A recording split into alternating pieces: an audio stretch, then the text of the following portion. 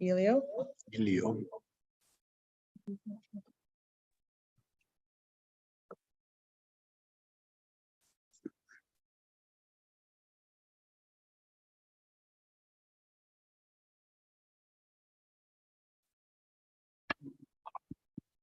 Good afternoon, Council. May I have a mover and seconder to call the meeting to order?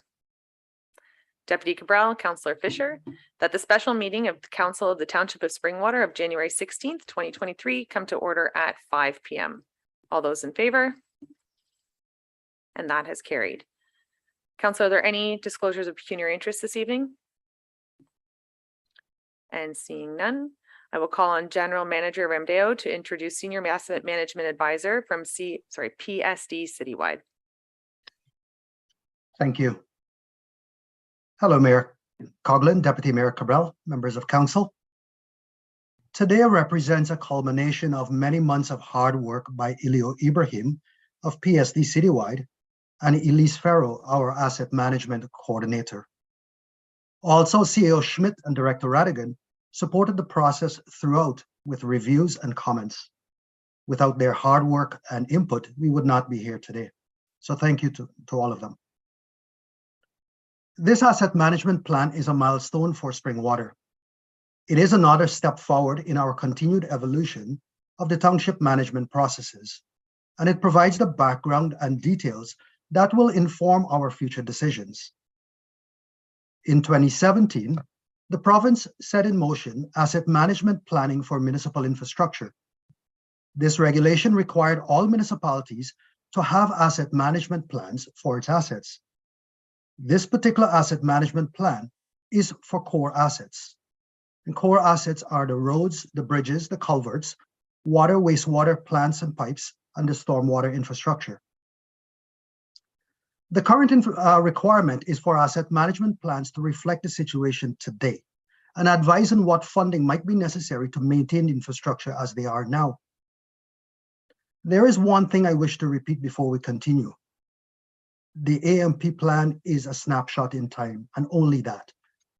While it does show a recommended capital reinvestment level to maintain today's level of service, the expectation is for the township to decide on a reinvestment level, and then it has until July 2025 to come up with ways to maintain the assets in the best way it can afford. Today's goal is simply to inform.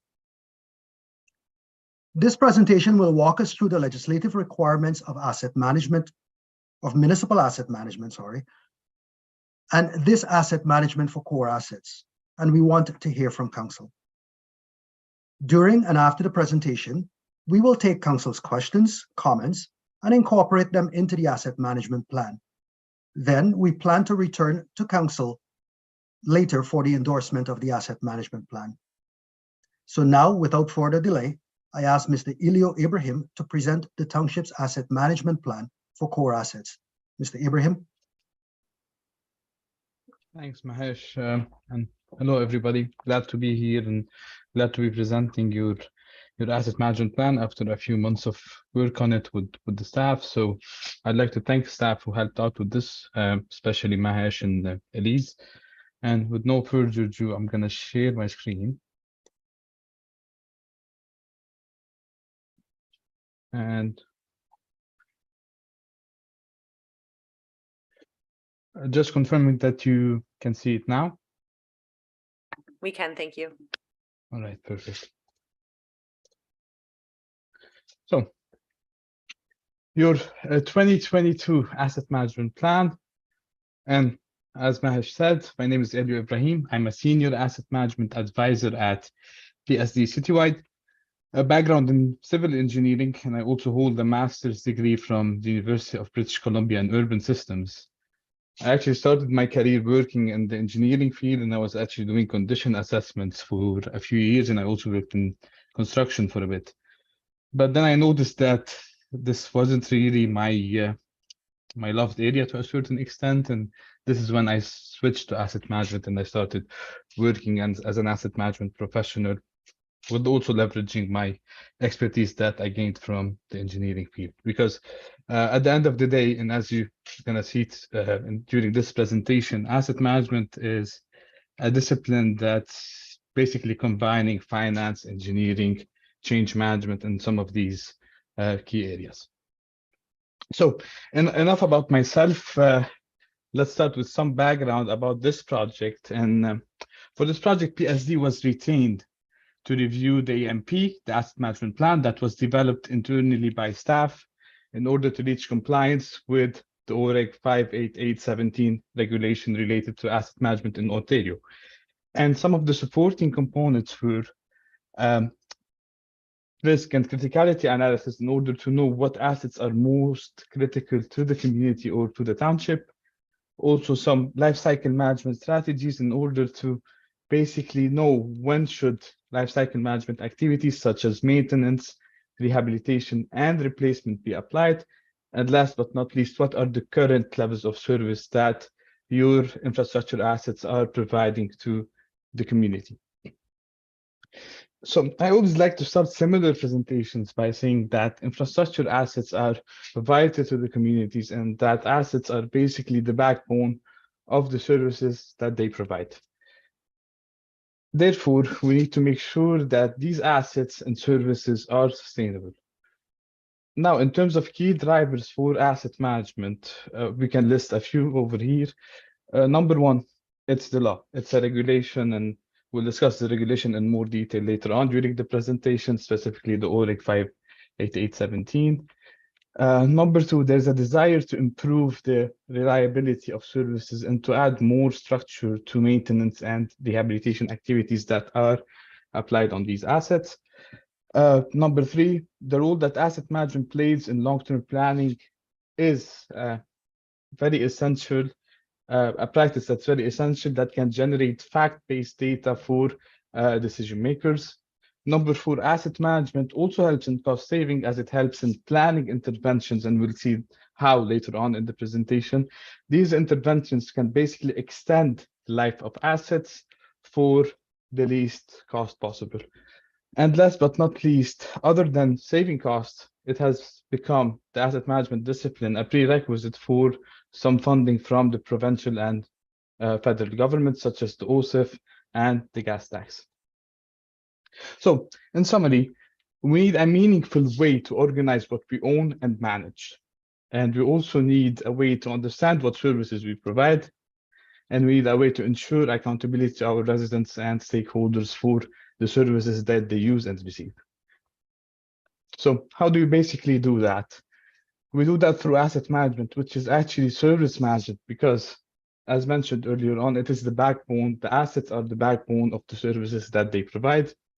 And therefore, assets would be useless if they are not providing any services. So in terms of the ISO standard definition of asset management, it is a coordinated activity of an organization to realize value from assets.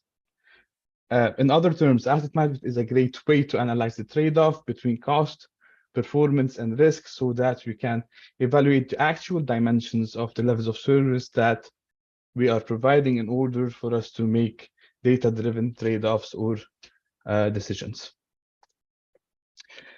Now, in terms of the OREG regulation 58817, and as Mahesh said, it dates back to 2017 or 2018, and the first milestone to complete was to basically adopt an asset management policy in 2019 in order to show the council's buy-in towards adopting an asset management program. What we are presenting today is the deliverable that was due in 2022, which is an asset management plan focusing on current levels of service, including an inventory analysis, an analysis of lifecycle activities required to sustain the current levels of service, as discussed earlier on, and the cost of these lifecycle activities. The plan also includes some discussion about population and employment forecasts, as well as some discussion about growth impacts on owning and managing infrastructure assets. So that's today's focus. And as Mahesh mentioned, the focus of today's presentation is core assets. So that would include water, wastewater, storm, roads, and bridges and culverts. Moving forward, every municipality in Ontario would be required to repeat the same process or the same analysis for its core and non-core assets by 2022, but also focusing on the current levels of service and the lifecycle management activities that are required to maintain these current levels of service.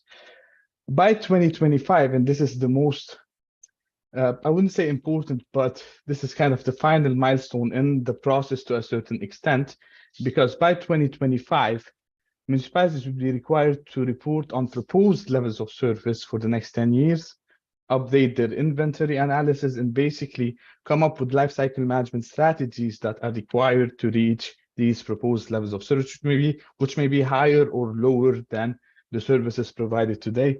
Because as mentioned earlier on, asset management is a balanced exercise between cost, performance, and risk. So what we're doing today is actually presenting a snapshot in time related to the current levels of service and to the current lifecycle management activities required to maintain these levels of service. And I would like to emphasize that the analysis that has been performed as part of this plan is based on the best available data at the time of the analysis. So after working on the proposed levels of service document for 2025 and updating your asset management policy, asset management plans should get updated every 5 years, and every municipal council in Ontario shall conduct an annual review of its asset management program on or before July 1st. And the asset management policy and plan should always be posted on the municipality's website, as these are public-facing documents. Now, back to our focus for today, today's plan, the 2022 Asset Management Plan, and talking a bit about the process. So whenever developing such a strategic document, we always ask the following questions. What is the current state of the municipal infrastructure? And by this, we mean, what is the condition of these assets? Because the condition is very important. It does impact the performance, the end of life cycle of assets, and even the cost that we have to be spending on these assets to maintain them. Another key question is, what process improvements can increase confidence in analysis and decision-making? So these processes will basically include developing lifecycle models in order to model the lifecycle management activities that take place on assets and to schedule them into the future, and also some processes related to risk management. So how do you model risk, and how do you know which assets are more critical in order for us to use these findings in data-driven decision-making? Last but not least, what is the township's financial capacity to meet long-term capital requirement? And we do that basically by looking at how much money should you be spending on your assets in order to maintain the current levels of service that you're providing, versus how much money is actually spent on these assets. And this is how we come up with this deficit analysis, and we compare the actuals versus the required funding levels. So now for some findings in terms of replacement cost of your asset portfolio. And again, this is only representing the core assets, so bridges and culverts, sewer, sanitary, water, and roads. The total value of your portfolio, and again, that's based on the best data available at the time of the analysis, is about $927 million. And that's your total. Now, if we look at this from another perspective, and typically people who live in cities tend to ignore, or they don't know that in order for them to live in a place and to have a certain level of quality of life, there's a need for infrastructure, because infrastructure is a life enabler. So if you translate that into a per household number, the number would be about $118,000 per household. So every household has an equivalent of $118,000 of infrastructure to provide the services that are required to enable a certain level of quality of life. And that's taking into account that you have about 7,845 private dwellings in the township. So now if we look at the annual funding required, or the annual capital requirements in general and per household that are required to maintain the levels of service that your infrastructure systems are providing, it would be about a bit more than $21 million for all of your asset categories. And that would be broken down into $2.7 million for water, about $1 million for the storm network, $2 million for the sanitary network, about $15 million for the road network, which makes sense because it's your biggest asset category in terms of value, and about $500,000 for bridges and culverts. So again, taking into account the number of private dwellings, this would translate into an annual requirement of $2,100 per unserviced household. These are the households that don't have any municipal water or sanitary connections. If we're looking at the households that only have municipal water, that would translate into about $2,740.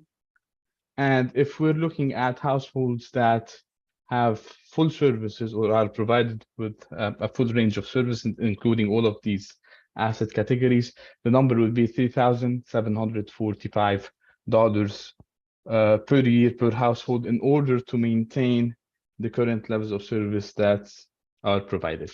And I'd like to note here that some of the asset categories, such as water and the sanitary networks, are rate funded versus bridges and storm and roads. These are basically tax funded.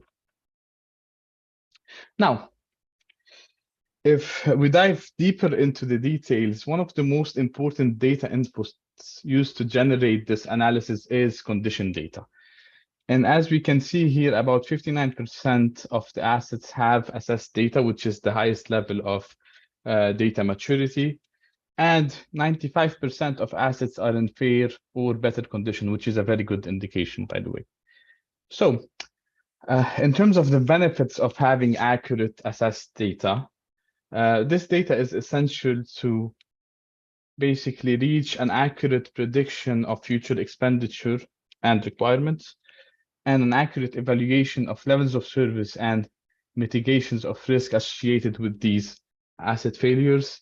And last but not least, these assessed condition numbers are essential to identify the most economic intervention that could happen on a certain asset. And I'll illustrate that with an example. So as we can see here, condition is basically used as a trigger for lifecycle management activities, such as a single surface overlay or a double lift mill and pave in this case. Meaning that when a certain asset hits, or when a certain road in this case hits a certain condition score, it will become a candidate for a specific lifecycle activity. So if we have accurate condition data, then our models and our predictions would be the most accurate. If we're mostly relying on age-based data, this might not be accurate to a certain extent, because age-based data doesn't take into account any maintenance or rehabilitation activities that have been performed on a certain road, for example, and it also doesn't take into account the traffic or the traffic types that are basically traveling on a certain road. So the assessed data would be the most useful, assessed condition data, excuse me, would be the most useful whenever engaging in a similar exercise, and would offer the most accurate results. Furthermore, these models are used as the foundation to estimate the whole life cycle cost of assets, as they capture all the activities that take place on a certain asset over its life cycle, making them the foundation of long-term capital planning, because they take into account maintenance, they take into account rehabilitation, upgrades, and what so on and what so forth. So this would help us capture the whole cost related to a certain asset over its life cycle, because typically in asset management terms, the initial cost to construct an asset would be 20 to 30% of its life cycle cost. Most of the cost is incurred during the operations and maintenance phase of the asset life cycle.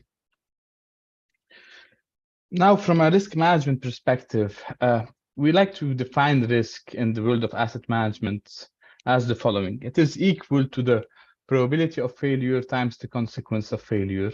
And we always try to use the available attributes to model this as accurately as possible. Some of the attributes that can be used to model the probability of failure would be asset condition, service life remaining, maybe pipe material in some cases if we're dealing with buried utilities, because these would offer kind of an indication on what is the probability of a certain asset failing. The condition is a very good metric because it does talk to the performance and to the actual physical capacity of a certain asset. Same goes for the service life remaining. And the pipe material would help us in estimating, based on historical data, what pipes have failed before their plant time or whatsoever. So it can also be included in such a model. From a consequence of failure perspective, we tend to look at attributes such as replacement costs. So what is the financial consequence of failure of a certain asset failing? Can we face that from a financial perspective or from an economic perspective? Another key piece of data that we typically like to use would be the average annual daily traffic, AADTs. Because if a certain road fails, how many commuters would get impacted by the failure of this road? The road class design would be also another reflection of the average annual daily traffic to a certain extent, because it will show more or less the importance of a certain road or how many commuters use it and what so on, what so forth. Another key attribute would be the pipe diameter, because if a certain pipe diameter, let's say 800 millimeters, if this fails, it will have a greater impact compared to one that's 400 mm. Because it would be servicing more people, or it would be in a more critical place in the actual network. So as you can see here, the asset condition is also a very important aspect that we include in any risk management exercise. So if we manage to do that in a proper way, and we did as part of this process, we will end up with a risk model that looks like this. A good risk model will assist in prioritizing resources and applying them to the right asset at the right time, especially when there are competing priorities. And I would really emphasize on competing priorities in this case. And these assets that you can see here, I guess this is probably the risk analysis for your road network. So it does show all your road assets in a risk matrix. In other terms, for example, if we do have a limited budget and we are dealing with two assets, one that falls within the top right-hand quadrant, high probability and high consequence, versus another asset that falls within the bottom right-hand quadrant, so high probability and low consequence. And we need to choose one asset.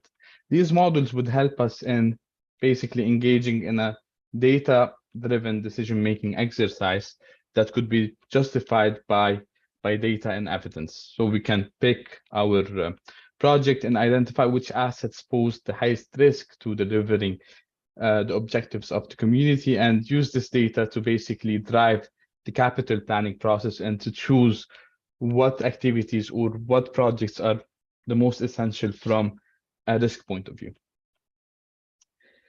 Now, back to some of the projections, or using this analysis, we came up with some numbers related to the capital planning portion of the exercise. So as mentioned previously in the presentation, the capital requirements are about, the annual capital requirements are about $21.28 million per year in order to maintain the current levels of service that are provided right now. This is basically faced by a funding level that's about $5.69 million per year. And I would like to emphasize here that this funding level is based on sustainable funding resources. So this won't take into account any one-time grants or any funding resources that are not considered sustainable by the province. And for the funding source that to be sustainable, it should be a recurring funding source that's stable and that's always taking place. So if we look at this from another perspective now, having an annual capital requirement of $21 million, while only about $5-something million are available for these capital expenditures, this leaves us with a funding gap of about $15.5 million. In other terms, tax-funded assets are funded at 27% of their long-term requirements, and rate-funded assets are funded at 25% of their long-term capital requirements.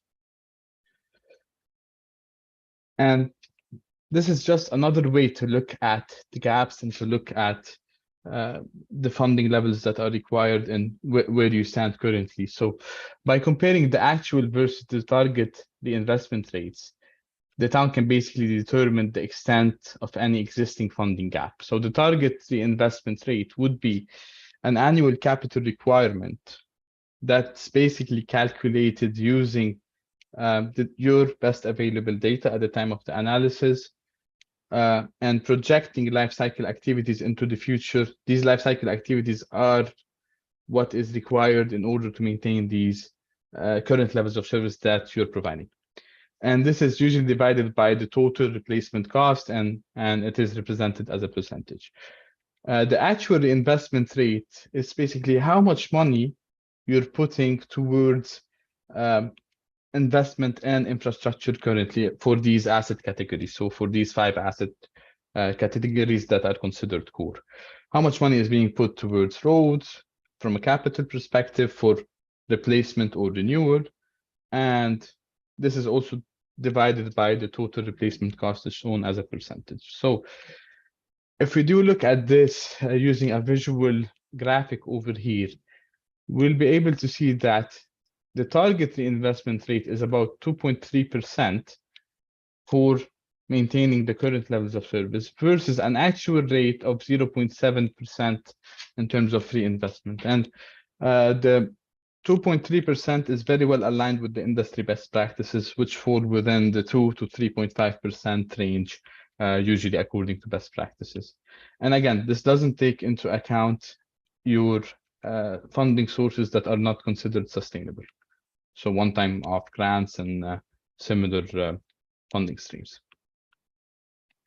Now, if we look at this from a financial strategy perspective, and this is purely a math exercise, looking at the gap and looking at what's an average annual increase required to reach a sustainable funding level, we find that you would need to be raising your taxes and rates over a period of 20 years.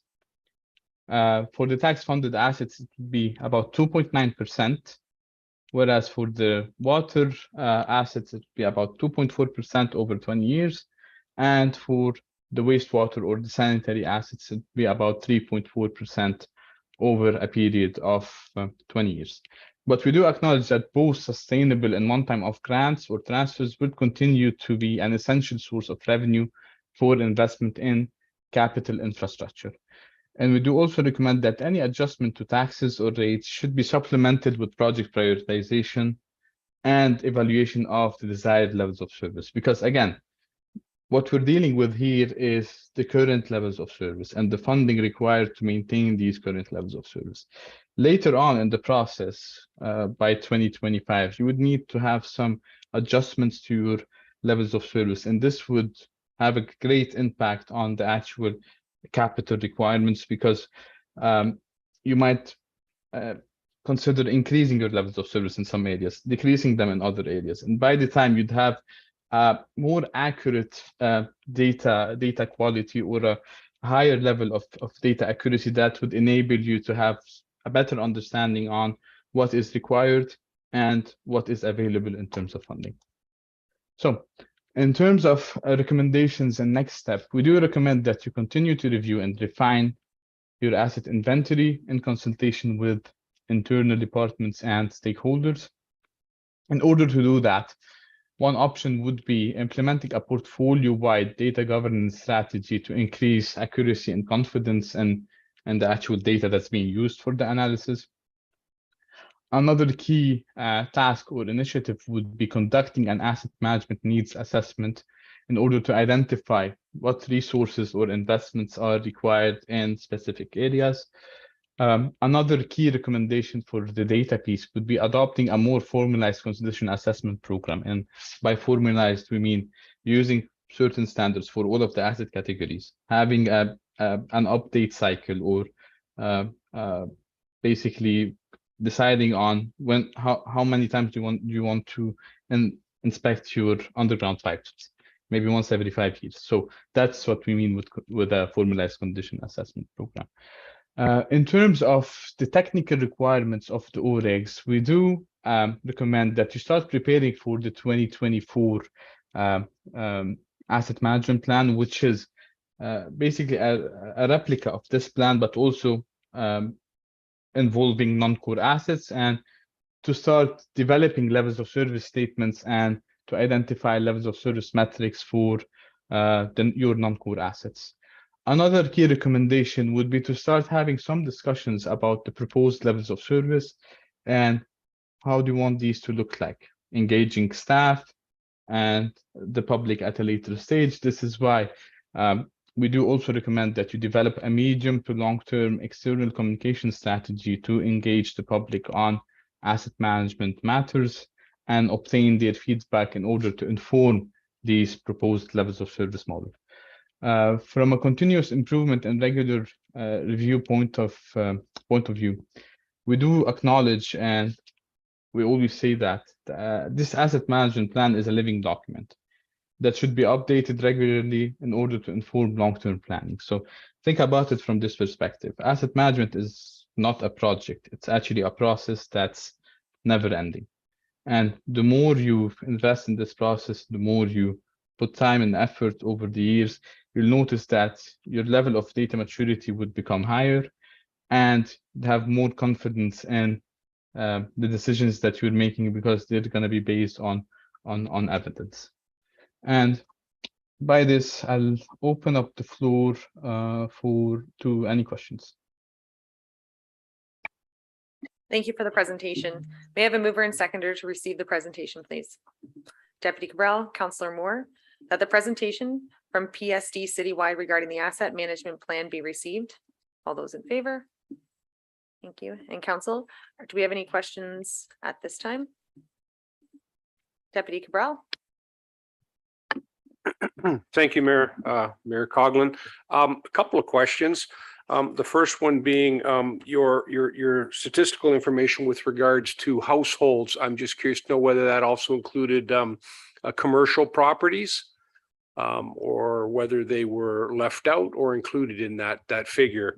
I think it was $118,000 on that particular slide where that was shown, and I think there was a number of $3,700. Was that a requirement per year per household?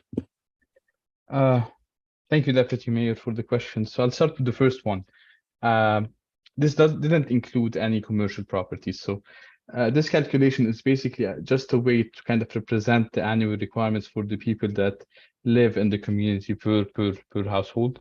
For your other question, that's on an annual basis, correct?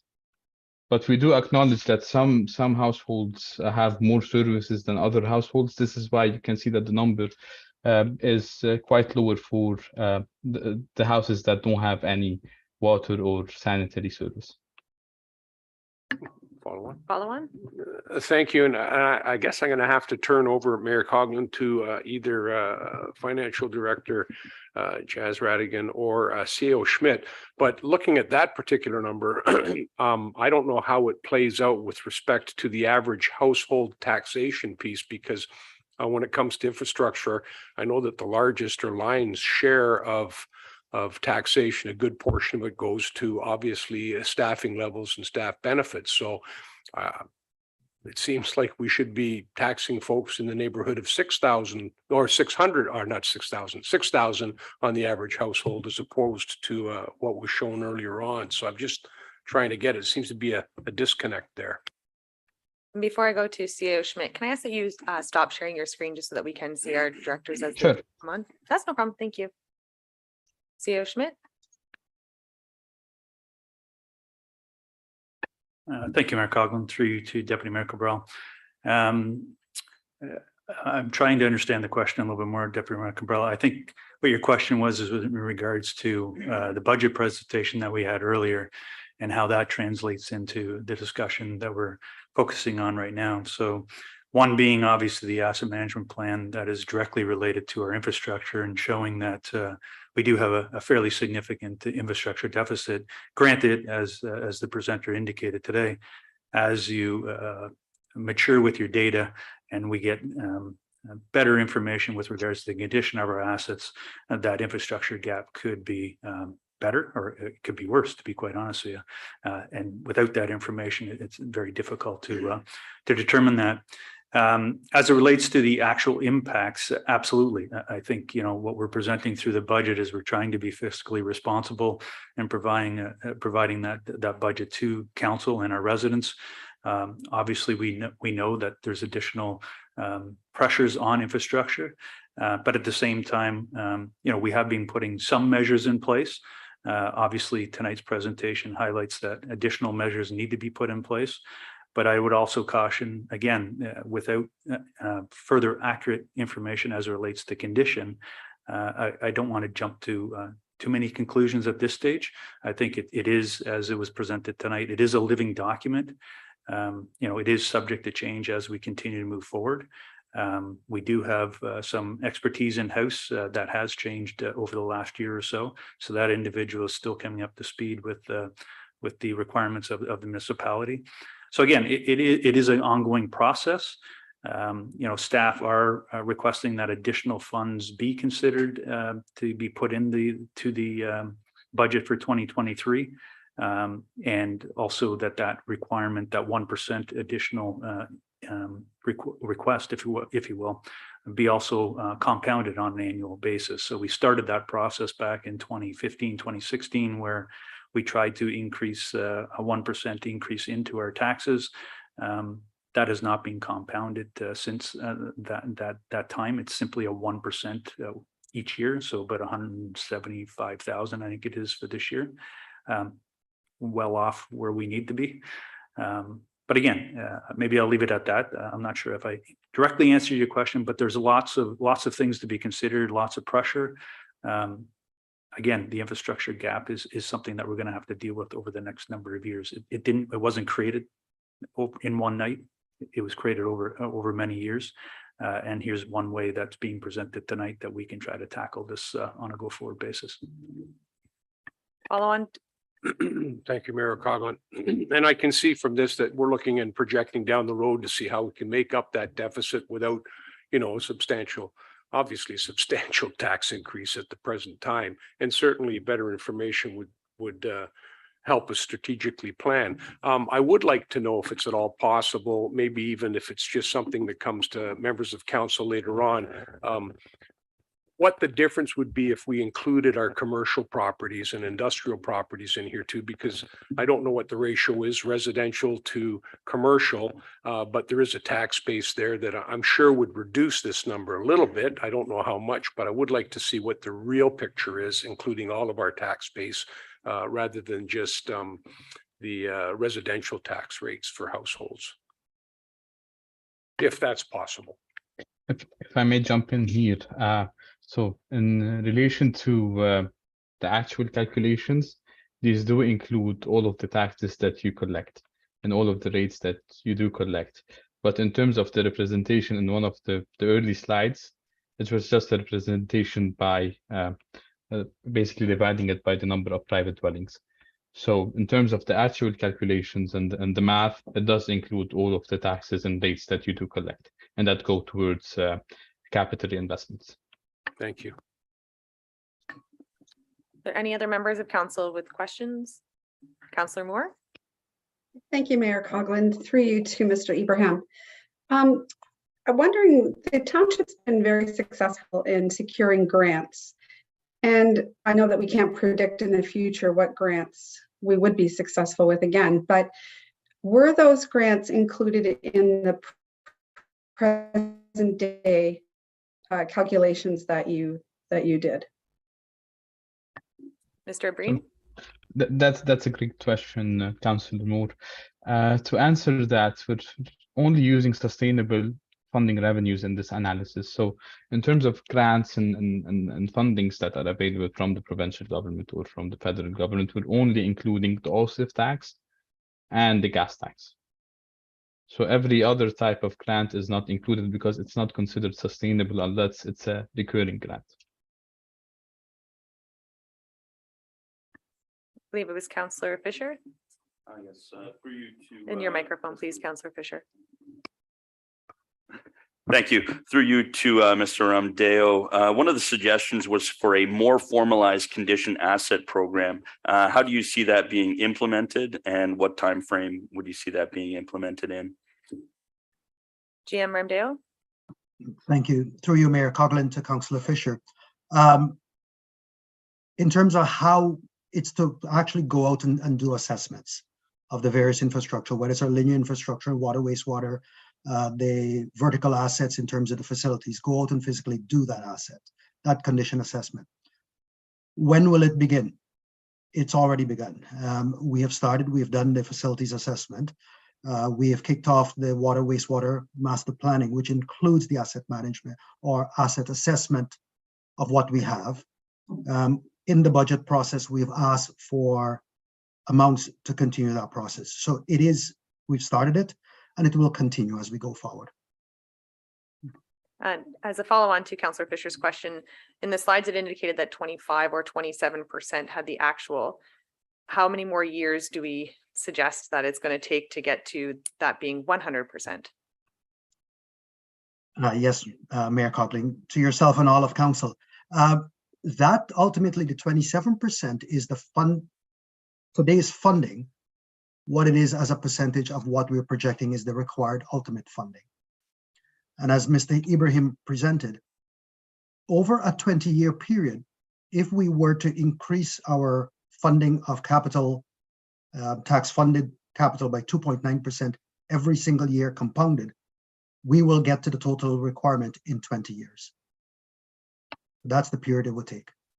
And follow on to that again, my apologies, I must have mixed up the slide. So there was two different types of asset management in identifying the need of the asset. So one is time or age, and the other is inaccurate. So considering many of our assets right now are based on age, how long until we feel that in Springwater we will have an actual assessment of our assets? Thank you. Now I understand that part of the question differently. We're projecting that by 2025 we should be there. Thank you. Based upon the budget requests. And I do believe, was it Councillor Garwood?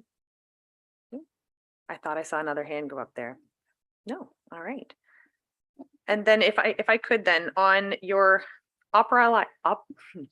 there was one slide and it was oh my goodness. It was where you had the chart and it was the red and the green and all those. And then in some of them, it had one project with an assessed value. And then there were other ones. And one was, for example, had 18 assets and a small value. So when you're looking at which ones to move forward with, do you look at balancing that then based on budget constraints, or how do you choose from the red pile which ones we should be moving forward with? Thanks. Through you again to all of council as well. Everything that's in that red, that top right quadrant, those are priority projects, which means that if they fail, they would have a significant impact on the delivery of service. So all of those would be priority over, say, one that is in the lower right category. Could be the same condition for the two assets, but the lower right one I would prioritize as a less important, because if it failed, it would not have as great a consequence as one in the top right. So everything in that red category, that would be priority. Anything in the green or the orange, lesser priority. So if I had to make a choice, I will defer those. And then, sorry, and just as a follow-on to that, my question, I guess, is identifying the costs associated with repairing or attending to the red zone now, understanding that we can't do all of that today. How do you then prioritize amongst the red ones? So example, one had one project for $200,000, whereas another one had 18 projects for $6,000. So how do you prioritize amongst that? Again, through you to all of council, it's down to the critical nature of that particular project. So let's use a particular example. If a project in a wastewater plant, if it fails, it's critical, it's in the plant, it's critical. But if it fails, it means that, yes, we will get an order, but it'll be a compliance order. Versus another one within that same plant that if it fails, it might result in an environmental impact, then we would prioritize that environmental impact project first. So it comes down to the specific projects and what the impacts might be, and we'll prioritize those. So within that red, there will be a listing of them, which one goes first and which one goes second. Yes. Thank you, Councillor. Are there any other questions? Deputy Cabral? Thank you, Mayor Coughlin. Just with respect to the risk assessment, is there a different risk assessment tool for different types of assets? Just based on talking about the water, wastewater, like if plant there, is there a different tool, or is it one tool that's used to provide that information? Go ahead. That's a great question, by the way. And it's actually the same tool that performs the calculation, but the data inputs are different. So for example, if we're dealing with roads, then we're dealing with a consequence of failure that might be related to the traffic on these roads. So that would be the average annual daily traffic. For a pipe, for example, we'd be modeling the consequence of failure by looking at the pipe diameter, or how many people get impacted by a failure in a certain connection. So that's from a risk, from a quantitative risk point of view.